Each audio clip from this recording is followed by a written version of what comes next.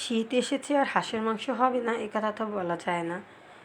হাঁসের মাংস সবসময় পছন্দ। প্রথমে আমরা হাঁসটাকে ভালো করে ধুয়ে নিলাম, পরিষ্কার করে নিলাম।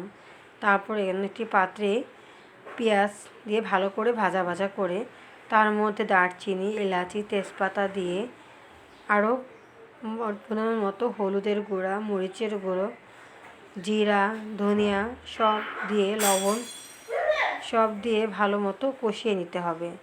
আদা বাটা, রসুন বাটা, পেঁয়াজ বাটা সাথে দিয়ে ভালো মতো কষিয়ে নিতে হবে।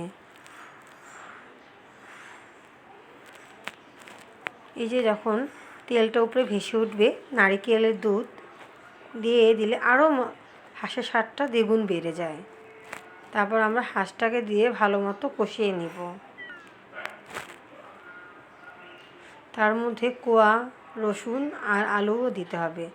আলুটা আপনার পছন্দ মতো। আমার আবার মাংসের মধ্যে আলু দিলে খুব ভালো লাগে। এই যে যেমন কষানো হয়ে গিয়েছে, তারপর পানি দিয়ে সুন্দর মতো এটাকে ঢেকে দিব। এই যে তৈরি হয়ে গেল আমার নারিকেলের দুধের হাঁসের মাংস, যা গরম ভাত বা রুটির সাথে অসাধারণ। এক কথায় অনেক মজা।